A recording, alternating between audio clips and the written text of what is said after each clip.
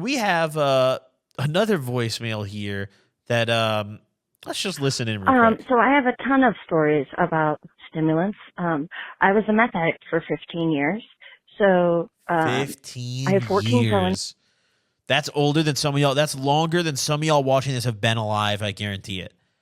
This woman has been smoking meth for longer than some of y'all chumps have been alive. Remember that. You're listening to a real triple fucking OG geeker right now, okay? That's not no amateur shit. It's not you kids calling in, Goblin, I snorted Adderall at lunch. No, this is a real triple star certified geeker calling into the show right here. Most of them like burglary charges or like huge drug charges. But we're calling you back immediately, man. We're calling you back immediately. Banger. Let's go. Let's call her up. I am intrigued. You've got me.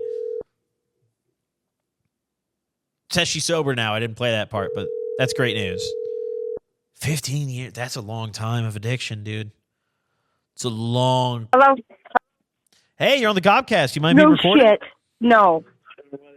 I did just listen to your voicemail. You got to give me 2 seconds, though. Oh, you're good. Take a minute. All right, hang on. Sounds like we're on hold, so I mean, fuck it, we're vibing. But yeah, while we're on hold, I mean, hey, Only Gas is awesome. Seat on the table right here. I hope you're all having a good day. I'm just trying to blow time, you know, while this lady here gets ready. 15 years, 14 felonies. That's an annual felony. I wonder if she's committing like the annual burglary to like feed the addiction for the rest of the year. Like, yeah, we just got to break into one nice house. And then we could buy meth for the rest of the fucking year.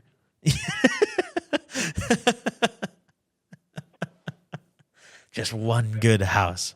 Out here in LA, especially, dude, all these nice houses, you can go in there and get like an art piece that's worth like $100,000 off the wall. Where I come from in the Midwest, you don't really find that. Like, there's not like art collectors in the Midwest. You come out here, dude, yeah.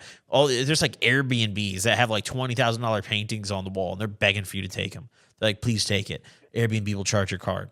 And I'll sue you, you know?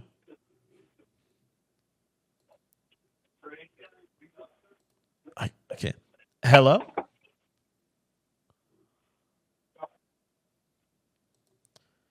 I guess we're still on hold. We'll give it another minute. You know, I didn't have any breakfast today, guys. I kind of wish I did now. My stomach's been rumbling a little bit through this shoot. Kind of wish I had some breakfast. I don't know. I don't like being on hold. It kind of feels like I called into like my car insurance, dude. I'm telling you right now, I hate calling this people, dude. You sit here on hold and it's just like this. You hear something in the background and you're like, hey, like, can I talk to that? Like, I hear someone back there. Can I talk to that person, you know? And it's like, no, you can't, dude. You have to wait 35 more minutes before they actually pick up the phone, you know? Okay. Hello? Okay. Amy, I'm an asshole. Can you go inside for a minute so I can take this phone call? Okay. Hello? Hello? Hi, how are you? Oh, my God. My kids are huge fans. Huge fans. I appreciate the support. Please tell them I said that. But I just played your voicemail. I heard you were a meth addict for 15 years and you have 14 felonies. This is a fact.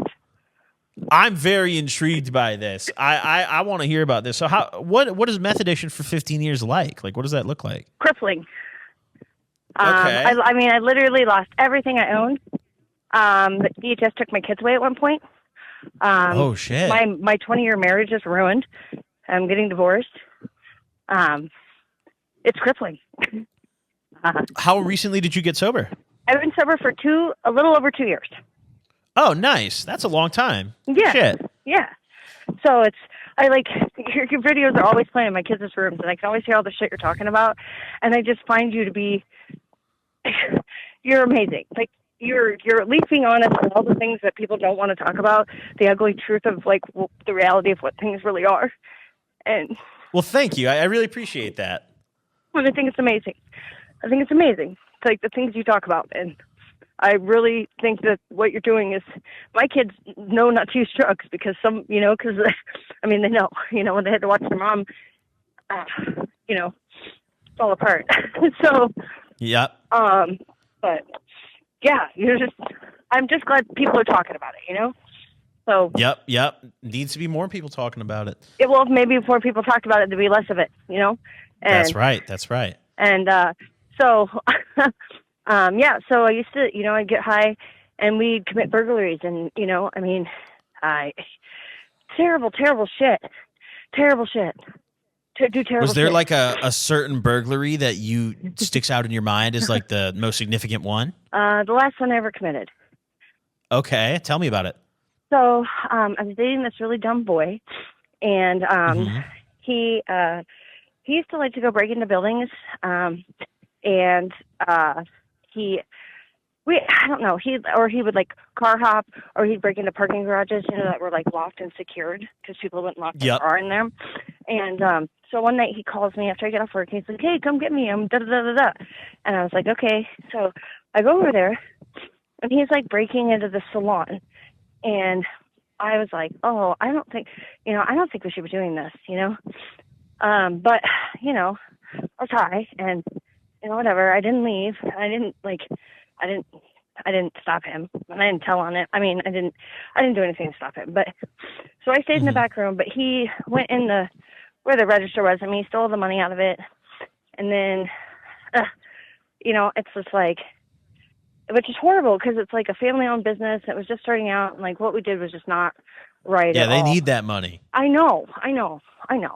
It's horrible, and I still feel like the biggest piece of shit for that particular incident because it's like, and that was the incident where they took my son and put him in foster care for. So it's like, oh shit, that's a really bad one. Yeah. But I fought like hell, and I mean, I won in the end. You know what I mean? I got that charge, but I got my kid back now too. So I have amazing kids, that love me anyway, and I just are super supportive. But I mean, I know a lot of meth addicts that their kids won't talk to them, or they don't have them, and they didn't quit for them. I quit for myself so that I could be a better mom. Yep. But it's really hard, and people don't always do it for the right reasons, and then it doesn't really stick, or they're like, don't educate themselves on what they need to do to actually like overcome their addiction, And and I just think it's so important. There's so many alternatives, I mean, when I first got home from rehab, I microdosed mushrooms because my 16-year-old son had heard about it on one of your casts, and he was like, "Mom, I really think you should try this," Well, no, he's such a smart kid. I mean, he has like he has over a 4.0 GPA. Okay, he's super smart, and he's like, "I think you should try this. I heard about it on the Gobcast." And I'm like, "Okay," so I did, and I really truly believe that that helped me a lot, with cravings and all types of things, And I mean, I have a medical card, so I also have weed, which is super helpful. And but you can get better, you can recover, it does happen. And you can do super shitty things to people and feel bad about it, but still move on, move forward and move on, right? And you got to keep living. You have to keep living, and you just have to keep doing the next right thing. And if you relapse, then start over. I mean, it's not the end of the world. You just can start over, try again. As long as you never quit trying, that's the only thing that matters. So, what advice would you give to someone who's watching who's trying to get sober off meth for the first time? Well, first of all, you got to believe in yourself. And, and you actually have to put in the work. You have to go to a good program, someplace that's going to educate you about what's really going on. I went to a place in the state I'm from, and so I'm from Iowa, right? And so I went to this place up north in Mason City, and they did DBT, it was helpful to me. It educated me a lot, and it was good for me. It helped me a lot. I just say, the more I learn about recovery and alternative ways you can help yourself, get there, just educate yourself, learn everything there is to learn, and understand that somebody that's on meth, you will not be okay right away. You're not going to be instantly happy. It takes 18 months before your dopamine receptors and your serotonin levels come back to a base level where you actually are okay when you get out of bed every day. It's just it takes a long time.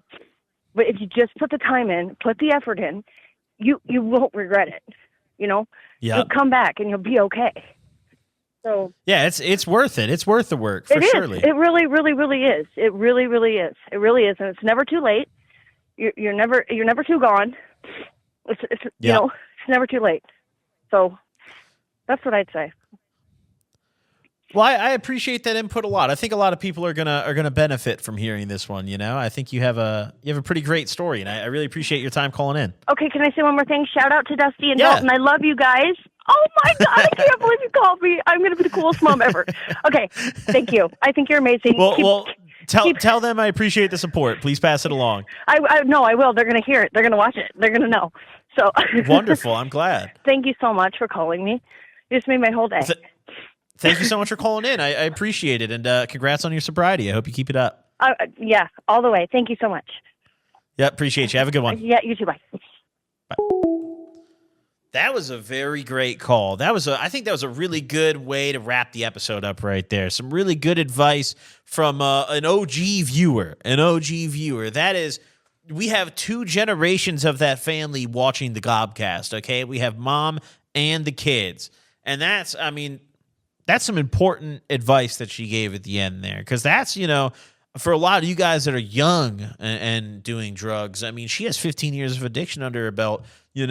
A lot of you guys out there, if you don't consider getting sober, that you could potentially end up in the same situation as her, where obviously there's still hope. You see that. But also, I mean, it was probably a lot harder for her to do that after 15 years than it would have been to do it after 1 year, So it's a very good input there from her.